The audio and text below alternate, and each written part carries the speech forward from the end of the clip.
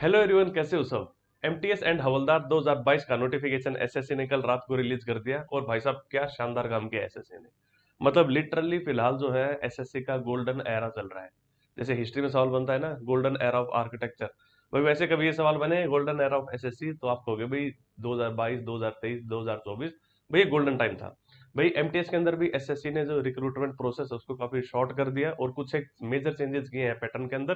पहले सबसे पहले काम किया था एसएससी ने सीजीएल में, फिर सीएचएसएल में और अब एमटीएस में। मतलब कि रिक्रूटिंग प्रोसेस जो कि मतलब पहले खून पीता था बच्चों का, आज फॉर्म भरा और कब जाके ज्वाइनिंग आएगी, जो मतलब पूरी जवानी निकल जाती थी बच्चों की, अब उसको मतलब लगभग आधा कर दिया है। भाई सबसे पहले देख लो भाई, फटाफट 18 जनवरी से लेके 17 फेब तक आप इसका फॉर्म भर सकते हो। लेकिन आप लोग बहुत ही समझदार इंसान हो, आप लोग कभी भी आखिरी टाइम का इंतजार नहीं करोगे। आपको पता है कि भाई फॉर्म अब अगले हफ्ते 10 दिन के अंदर आप लोगों को आराम से भर देना चाहिए, ठीक है। एग्जाम की बात करें तो भाई अप्रैल 2023 में इसके एग्जाम्स होंगे और आपको पता है उसके ठीक 2 महीने के बाद यानी कि जून 2023 में एमटीएस 2023 का नोटिफिकेशन दिया जाएगा। वैकेंसीज की बात करें तो भाई साहब बहुत ही शानदार अच्छा मौका दिया है इस बार एसएससी ने। एमटीएस की वैकेंसीज लगभग 11,000 के आसपास है, 10,880। और हवलदार की जो है 529। तो वैकेंसीज की तरफ से भी एसएससी ने बिल्कुल निराश नहीं किया है। आप पिछले एमटीएस के अगर वैकेंसीज से कंपेयर करोगे तो अच्छी खासी जो आपको यहाँ पे ग्रोथ देखने को मिल रही है, ठीक है। उसके बाद भाई आ जाओ यहाँ पे अपना नेक्स्ट एसेंशियल क्वालिफिकेशन, ठीक है। क्वालिफिकेशन मांगे यार, 10वीं तो मांग रही है, कुछ ज्यादा डिमांड कर नहीं रही है एसएससी। अब 10वीं से नीचे और क्या मांगेगी उसमें, आप ये कह रही है कि भाई 17 फेब जो कि फॉर्म भरने की आखिरी डेट है, उससे पहले पहले आप लोगों की 10वीं हो जानी चाहिए, ठीक है। आई होप जो भी इस वीडियो को देख रहे हैं उन सबकी 10वीं हो चुकी है, ठीक है। उसके बाद नेक्स्ट जो अपने पास निकल के आता है इंपॉर्टेंट चीज, वो है ये। भाई यहाँ पे कहा है कि 13 रीजनल लैंग्वेजेस के अंदर जो है ये कंप्यूटर बेस्ड एग्जाम होगा, बट मेरा ये मानना है कि मैक्सिमम बच्चे जो है हिंदी और इंग्लिश वाले ही होते हैं, तो उसके बावजूद भी एसएससी ने 11 ऑप्शन और दिए हैं, ठीक है। इसके बाद कंप्यूटर बेस्ड एग्जामिनेशन, भाई यहाँ पे आया है सबसे बड़ा चेंज, जो कि मतलब मैं तो मानता हूँ बहुत ही बढ़िया किया एसएससी ने। जैसे आप देखोगे सीजीएल हो गया, सीएचएसएल हो गया, उनके डिस्क्रिप्टिव को हटा दिया, तो एमटीएस के भी डिस्क्रिप्टिव को हटा दिया। वहां पे सीजीएल और सीएचएसएल में प्री को क्वालिफाइंग करके मेंस के सिर्फ नंबर जुड़ रहे हैं। अगर आप यहाँ पे देखोगे तो आपका एक ही पेपर होगा, आधा पेपर क्वालिफाइंग है और आधे के नंबर जुड़ेंगे। भाई सबसे पहले आपका 90 मिनट का पेपर होगा, 45 मिनट यहाँ पे, 45 यहाँ पे। अब 90 मिनट में भाई शुरू के जो 45 मिनट है उसमें आपके पास 20-20 सवाल आएंगे मैथ्स के और रीजनिंग के, यानी कि 20 और 20 कितने हो गए, 40 सवाल। और हर सवाल 3-3 नंबर का, तो 120 नंबर की होगी आपकी मैथ्स और रीजनिंग, ठीक है। लेकिन यहाँ पे एक बहुत बड़ा बदलाव है। पहली चीज, यहाँ पे कोई नेगेटिव मार्किंग नहीं है। कहाँ पे भाई, सिर्फ इस सेशन 1 के अंदर जहाँ पे मैथ्स और रीजनिंग है। मैथ्स और रीजनिंग में कोई नेगेटिव मार्किंग नहीं है और मैथ्स और रीजनिंग के फाइनल लिस्ट में भाई नंबर भी नहीं जुड़ेंगे, यानी कि मैथ्स और रीजनिंग हो गया आपका क्वालिफाइंग। मतलब आपको जस्ट क्वालिफाई करना है ये। आपको मैथ्स में पूरे के पूरे 25 के 25 और रीजनिंग में पूरे के पूरे 25 के 25 अगर नहीं भी आते तो घबराने की कोई बात नहीं है, आपको जस्ट क्वालिफाई करना है। क्वालिफाई कितने पे होगा वो फिलहाल नहीं पता, लेकिन मिनिमम उससे नीचे क्वालिफाई नहीं होगा, वो यहाँ पे एसएससी ने दिया हुआ है। इसके बाद वही सेशन 2 में आपकी जीके और इंग्लिश, भाई जीके और इंग्लिश दोनों के 25-25 सवाल आएंगे। 75-75 नंबर के हो गए, हर सवाल 3 नंबर का। नेगेटिव मार्किंग है यहाँ पे, सेशन 2 के अंदर नेगेटिव मार्किंग है। भाई हर सवाल सही होने पे 3 नंबर, गलत होने पे 1 नंबर चला जाएगा, ठीक है। तो हम लोग यहाँ पे देख सकते हैं एक अच्छा खासा जो है पैटर्न में चेंज हुआ है। और आप लोगों को पता है जब भी पैटर्न में चेंज होता है तो बच्चा सबसे पहले वही बाजी मारेगा जो उस चेंज को फटाफट अडॉप्ट कर लेता है, ठीक है। तो चीजें चेंज हो गई हैं, तो मैं यहाँ पे रिकमेंड करूंगा कि ये चेंज्ड पैटर्न के ऊपर जो मॉक टेस्ट है आप लोगों को वो लगाने हैं। और ये आप लोगों को बहुत ही जल्द देखने को मिल जाएंगे टेक्स्ट बुक के ऊपर। अगर कोई बच्चा अभी बाकी है जिसने टेक्स्ट बुक के मॉक्स नहीं लिए हैं, तो मैं स्ट्रांगली रिकमेंड कर सकता हूँ भाई, मॉक्स लगाने डेफिनेटली जरूरी है। आप यहाँ पे अगर भाई कूपन का इस्तेमाल करते हो, BHAI, तो उस टाइम का जो भी डिस्काउंट चल रहा होगा वो मिल जाता है, प्लस एक एडिशनल 10% का डिस्काउंट भी मिल जाता है, ठीक है। तो बढ़िया मॉक्स है, मतलब एसएससी के पुराने सारे पेपर्स आप लोगों को यहाँ पे मॉक के फॉर्म में आराम से मिल जाएंगे। और जब आप मॉक लगाते हो तो फिर मतलब एनालिसिस करो बढ़िया सा मॉक का। अदरवाइज ऐसे मॉक लगा के छोड़ने का कोई फायदा नहीं होता। आप देखो रैंक आपकी क्या आ रही है, प्लस आपने क्या गलतियां की और उन गलतियों से सीखो फिर, ठीक है।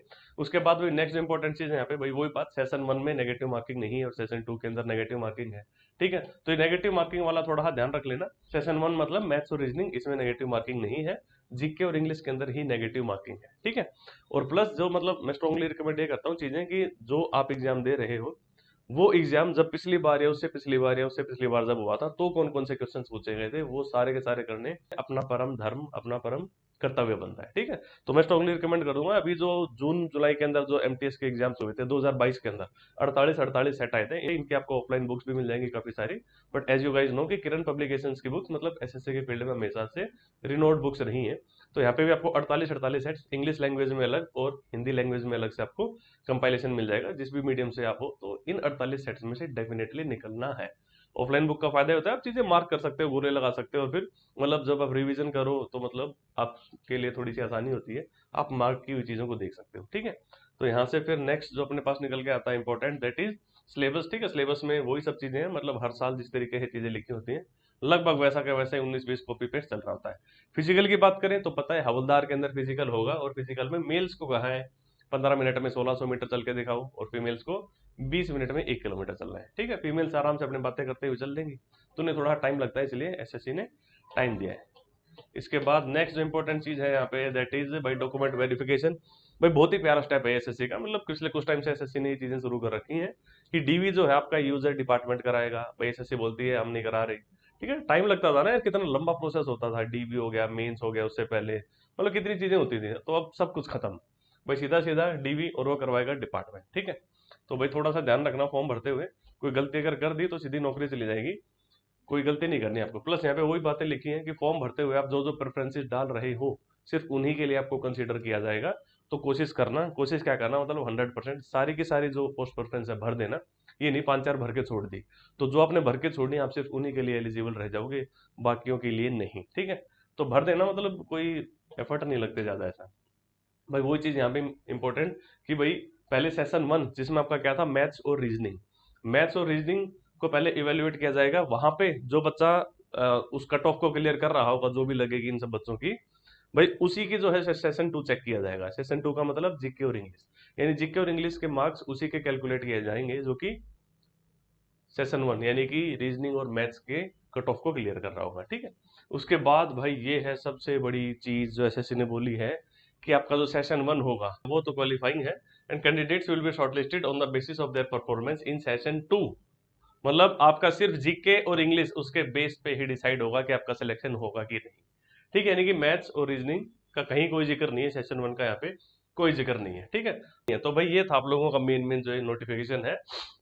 एक बार ढंग से इसमें अच्छे से गो थ्रू हो जाओ, भाई फॉर्म भरने में कोई मतलब गलती मत करना। एसएससी ने स्टार्टिंग में दे रखा ना कि एक विंडो ओपन कर दी जाएगी भाई आपको फॉर्म करेक्शन के लिए। मतलब क्या फायदा है भाई, आप फॉर्म भरोगे, गलत भरोगे, फिर 200 रुपए देकर उसको करेक्ट करोगे, है ना। और फोटोज वोटोज का देख लेना यार, एसएससी ने बड़े प्यार से यहाँ पे बताया हुआ है, आपकी फोटो जो है वो 3 महीने से पुरानी नहीं होनी चाहिए। ठीक है, अब कोई फोटो 3 महीने से पुरानी है या नहीं, मतलब से थोड़ा कॉमन सेंस लगा लो।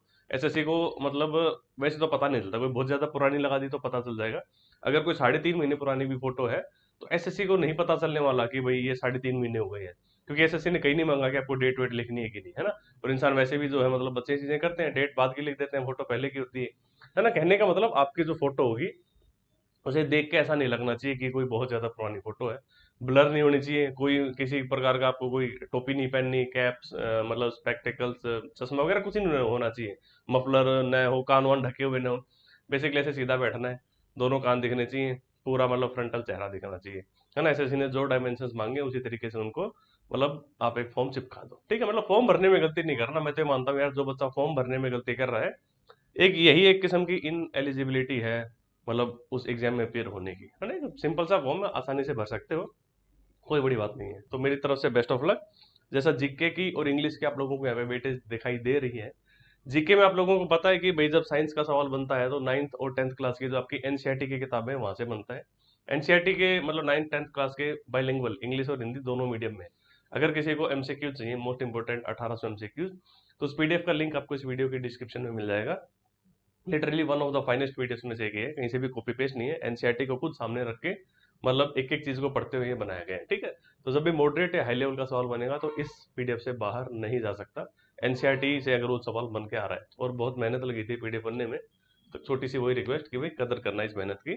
मतलब और एक बार जब आप पीडीएफ ले लेते हो तो ट्राई करो 3 से 4 दिन के अंदर इसको पढ़ के साइड में रख दो, मतलब पकड़ के बैठा नहीं रहना होता अपने को, है ना। कंपटीशन का दौर है, जितना जल्दी पढ़ोगे, जितने ज्यादा रिविजन करोगे, उतना ही फायदा होता है। ठीक है, और जिन बच्चों की वोकैब कमजोर है, जो हिंदी मीडियम से आते हैं या फिर इंग्लिश से हैं, वोकैब ज्यादा याद नहीं होती, क्योंकि वोकैब बड़ी बोरिंग होती है, आप ऐसे किताब सामने देख के बहुत ज्यादा वोकैब ज्यादा देर तक पढ़ नहीं सकते।